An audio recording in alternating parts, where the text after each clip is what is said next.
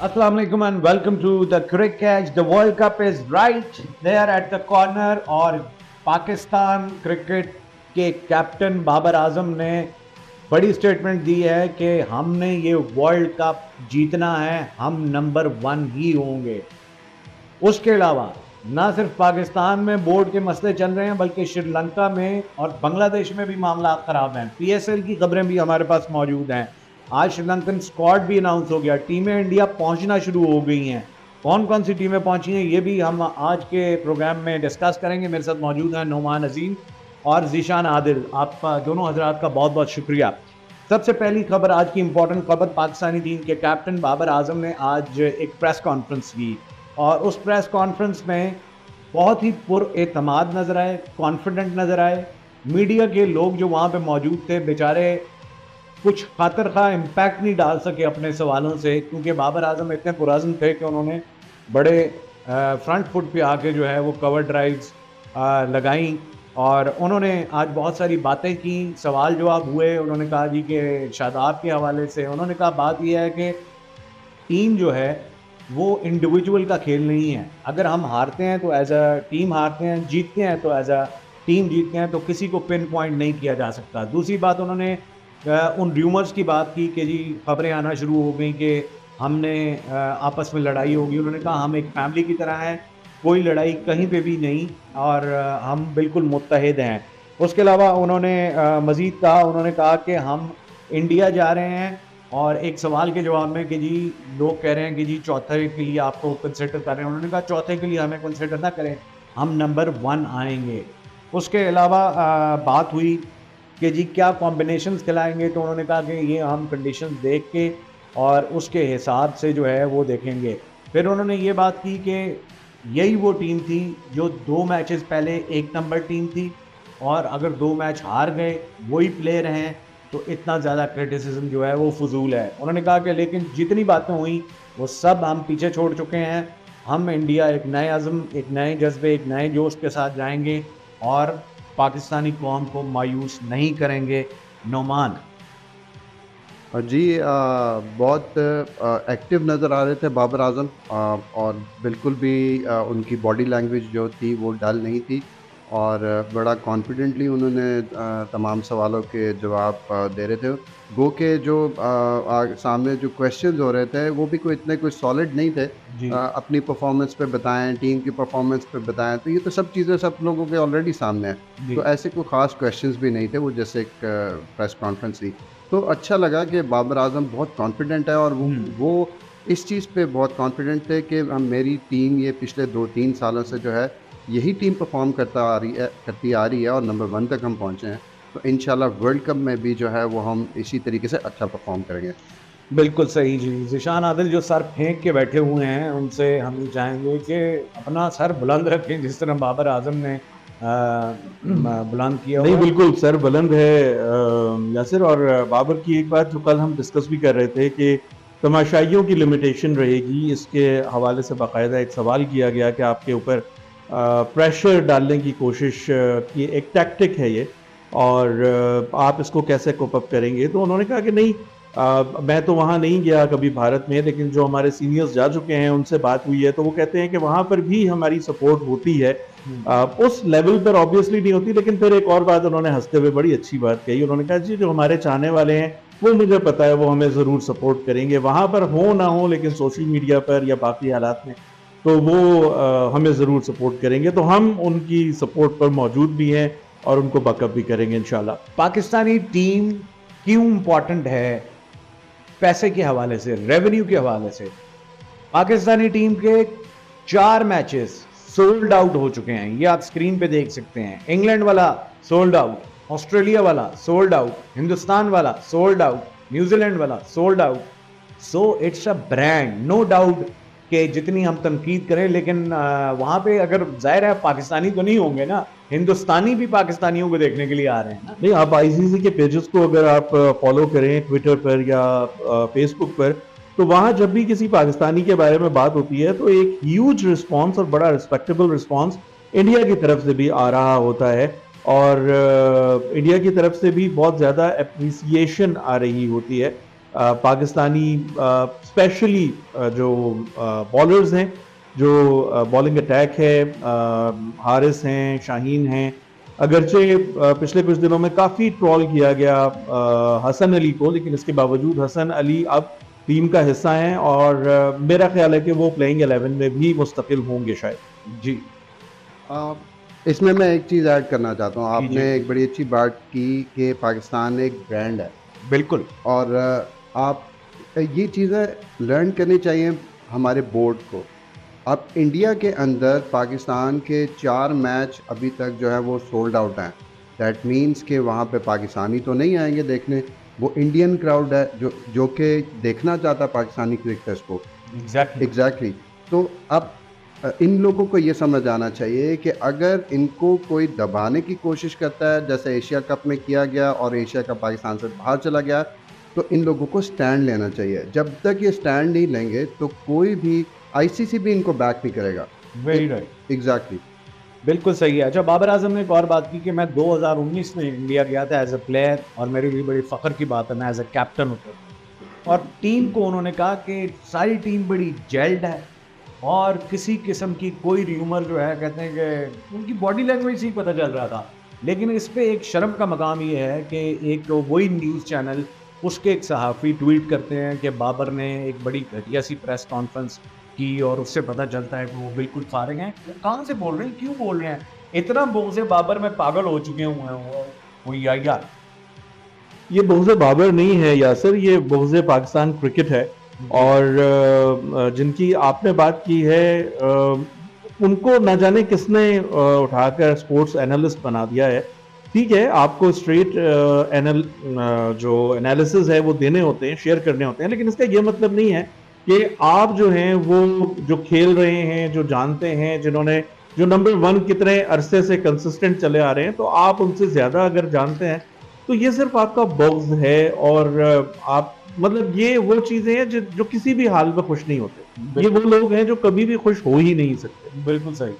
अच्छा जी, ब्रांडिंग की बात नुमान आपने की, तो ब्रांडिंग के हवाले से बताता चलूँ, जो हमारी नेक्स्ट स्टोरी है वो पीएसएल की फ्रेंचाइजीज़ की मुलाकात हुई ज़का अशरफ साहब से और पीएसएल 9 के हवाले से बड़ी इंपॉर्टेंट बातें हुई। एक तो ये सजेशन दी गई कि जी चूँकि इलेक्शंस होंगे तो इसलिए हम पीएसएल जो है वो दुबई शिफ्ट करेंगे।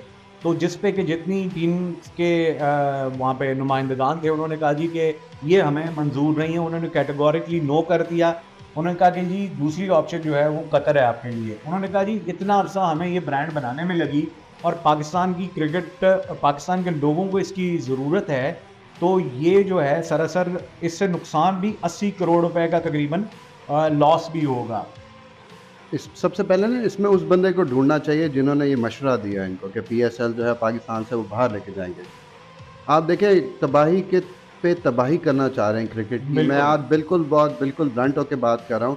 1996 से लेके आज 2000 तो कौन लोग हैं ये वैसे? एग्जैक्टली 1996 से लेके अभी 2023 है, कोई आईसीसी का टूर्नामेंट यहाँ पे मुनक्किद नहीं हुआ।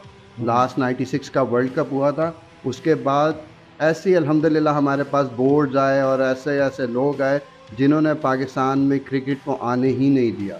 इंटरनेट अब जो हो रही है उसको भी आप बाहर लेके जा रहे हैं, बेवकूफ़ी है। 8 फरवरी से 24 मार्च की डेट आई है। ओ भाई, अगर इलेक्शंस आ ही गए हैं उन दिनों में, तो इलेक्शन में उन्होंने कोई महीना तो नहीं रहना, साल तो नहीं रहना ना। आप उसके बाद रख लें, इलेक्शन के बाद रख लें, पीएसएल को तो ना डिस्टर्ब करें।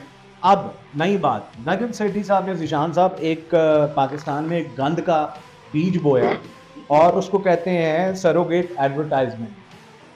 और वो क्या है, ये हमने सामीन को भी बताता चलूँ कि सरोगेट एडवर्टाइजमेंट जो है वो ये होती है कि जिस तरह पाकिस्तान एक इस्लामिक रिपब्लिक है और यहाँ के कवानीन है कि यहाँ पे जुआ और शराब और इसकी तशहीर या इसकी ज़ाहिर है मौजूदगी भी जो है वो अलाउड नहीं होती। तो सरोगेट एडवर्टाइजमेंट आपने देखा होगा कि जो पिछले मैचेस भी हुए, पीएसएल भी हुआ, उसमें बाकायदा तौर पे एक इश्तिहार आता था बैटिंग का, यानी जुए का। तो उन्होंने कहा जी कि इस हवाले से एक पॉलिसी बनानी है। हमारे जो फ्रेंचाइजी हैं उन्होंने बोला कि एक पॉलिसी बनाने की ज़रूरत है कि सरोगेट एडवर्टाइजमेंट जो है वो नहीं होनी चाहिए। और फिर उस पे ये बोर्ड ने अजीब मुज़ाहिका खेज किस्म की एक बात की कि जी वो कंपनीज जो है वो हमें रिटर्न लिख के दें कि उनका ताल्लुक दस्तावेजात जमा कराएं कि उनका ताल्लुक यूएस से नहीं। It is a rubbish and nonsense statement Zeeshan. अच्छा यासिर, इसको थोड़ा सा मैं हिस्ट्री में मतलब जाऊंगा। पीसीबी के क्या पागल बैठे हुए हैं कि नहीं, आपको मैं नहीं पता इसको कि कौन सी कंपनी जुआ करा रही है? नहीं, कि आप बिल्कुल दस्तावेजात जमा कराएं, दस्तावेजात में आप देख दें कि हमारी कंपनी जुए वाली नहीं है। क्या बात कर रहे हैं यार? इजाजत। जी अच्छा, चलें आप ठंडे हो। बात यह है कि इसमें भी भारतीय इन्वॉल्वमेंट, आप अगर थोड़ा सा हिस्ट्री को देखते हैं, इसके ऊपर बाकायदा एक कैंपेन चली थी कि जी जिस तरह से बाकी स्पोर्ट्स में, फुटबॉल में और जगहों पर बैटिंग अलाउड है, लीगल है, तो इसको इसी तरह से बैटिंग को अलाउ किया जाए, लीगल किया जाए, क्योंकि बैटिंग का गढ़ जो है ना वो दुबई है वाया भारत। भारतीय जो हर जगह पर बैठे हुए हैं, दुबई जो है वो बेसिकली उनका गढ़ है। अब इसको उन्होंने लीगलाइज कराने की पूरी पूरी कोशिश की, काफी अरसे तक इसके बारे में कैंपेन चली। और ये बैटिंग उस तरह की बैटिंग है कि आप मतलब जैसे हम यहाँ बैठे हुए अगर सपोज क्रिकेट देख रहे हैं, हम बात करते हैं जी अगली बॉल पर क्या होने वाला है। अब इसका उस जो ग्राउंडमैन है, जो ग्राउंड में खेल रहे हैं, उनसे कोई ताल्लुक नहीं है, तो हम आपस में बैठकर बैटिंग करते हैं। अब वो आप इसको इस तरह से कह लें कि एथिकली तो खैर वो हमारे मजहबी तौर पर भी ठीक नहीं है, एथिकली भी ठीक नहीं है, लेकिन गेम के अंदर वो जुआ है, लेकिन वो पूरी दुनिया में खेला जा रहा है। तो दुनिया दूसरी अगर बात जुआ ये, खा रही है तो हम भी खा लें। नहीं देखिए, आप बिल्कुल आप किनारे पर हो जाए ना, जी। आप बिल्कुल या तो इस चीज को बिल्कुल साइड पर कर दें और दुनिया से अलग होकर बैठ जाएं। आपके यहाँ आपकी ये लॉजिक मुझे समझ नहीं आ रही भाई, मेरी मुझे अभी आपकी बात तो ये कंप्लीट होने देना। मैं इसको आपको सिर्फ हिस्ट्री बता रहा हूँ। मैंने इसको ये नहीं कहा कि मैं इसको सपोर्ट कर रहा हूँ, ठीक है। मैंने आपको इसकी हिस्ट्री बताई कि ये इंडियन इन्वॉल्वमेंट के बाद हुई। आपको पता है नजीब सेठी साहब की बहुत ज्यादा झुकाव भी रह चुका है, लिबरल भी हैं, मजहब से उनका जियो ताल्लुक से भी नहीं है। उनका जो है वो आपको पता है ताल्लुक रह चुका है। तो खैर ये सारी चीजें एक अलग बहस है। लेकिन अब बात यह है कि आपके यहाँ किसी के अंदर, किसके अंदर इतनी रीढ़ की हड्डी है कि वो इन चीजों पर स्टैंड ले सके। अभी स्टैंड लेने का वक्त था कि आप एशिया कप पर स्टैंड लेते कि नहीं पाकिस्तान में होगा, ऐसी की तैसी पूरा कप पाकिस्तान में होगा। हम बात कर रहे हैं कि जुए वाली कंपनियों को एडवर्टाइजमेंट मेरे भाई, पाकिस्तान में बात अर्निंग है ना यार, अर्निंग है। सुअर भी यहाँ पे आम करें ना। आपकी बात अपनी शराब जगह के पर इश्तिहार ठीक चलाएं है, ना, लेकिन ये earning तो सारा है। मेरे दोस्त, ये सारा खेल जो है ये पैसे का है। कोई भी बोर्ड जो है, खासकर बीसीसीआई, वो कोई फलाही इदारा तो है नहीं, उसने अर्निंग करनी है और उसने बाय ऑल मीन अर्निंग करनी है। Very very weak logic to भाजन, जिस वक्त उनकी इन्वॉल्वमेंट आती है वो आपको पैसों से खरीदते हैं। नुमान, दिशान, एक चीज़ मैं आपको बताऊं कि हर चीज़ पैसा नहीं होती, और कुछ हमारे रूल्स एंड रेगुलेशंस भी हैं जो हमें दीन ने बताए हुए हैं। मेरे अजीज, मैं जीशान की ये स्टैंडिंग नहीं है, जीशान ने इसको नहीं सपोर्ट किया हुआ। मैंने आपको हिस्ट्री बताई। अगर आपके पास इतनी रीढ़ की हड्डी है, आप इन चीजों से ज्यादा हटकर उस पर बात कर सकते थे कि पाकिस्तान क्रिकेट के लिए क्या इंपॉर्टेंट है, वो ये इंपॉर्टेंट है। ये तो बड़ी थर्ड नंबर की बातें चल रही हैं। ये इसका बेसिकली इस तरह की अगर आप एडवर्टीजमेंट या कंपनीज को अपना स्पॉन्सर बना रहे हैं, बनाना चाहते हैं, इसका मतलब है कि हमारे पास कोई रूल्स एंड रेगुलेशंस नहीं है। करेक्ट, एब्सोल्युटली, बिल्कुल आपने ठीक कहा। तो बहरहाल ये गुफ्तगू हुई, लेकिन जो ज़्यादा मज़ाहिया बात है ना, उन्होंने कहा कि वो जो कंपनीज हैं ना सरोगेट, वो हमें लिख के दें कि वो जुए की कंपनीज नहीं है। आप मतलब काके हैं, चुन्ने मुन्ने हैं क्रिकेट बोर्ड वाले। नॉनसेंस किस्म की गुफ्तगू जो है वो वहाँ से निकल रही है। इस वक्त मेनली 3 स्पॉन्सर्स आपको मिलते हैं, जो कि आपकी कोई भी सीरीज होती है, नाम मैं नहीं लेना चाहता, लेकिन 3 मेन स्पॉन्सर हैं जो बैटिंग कंपनी के स्पॉन्सर्स आते हैं। चलिए जी, अगली स्टोरी पे चलते हैं। ये गुफ्तगू इंशाल्लाह इस पे हम मज़ीद सरोगेट एडवर्टाइजमेंट के हवाले से फिर भी डिस्कशन करेंगे। अब हम अगली स्टोरी की तरफ चलते हैं। बांग्लादेश में एक तूफ़ान मचा हुआ है। शकीबुल हसन और तमीम इकबाल के दरमियान 2 साल से एक जंग जारी है। 2 साल से उन्होंने आपस में गुफ्तगू नहीं की। 2 साल से उनकी कोई, यानी पहले बड़े अच्छे दोस्त थे, उसके बाद ख़त्म होगी दोस्ती।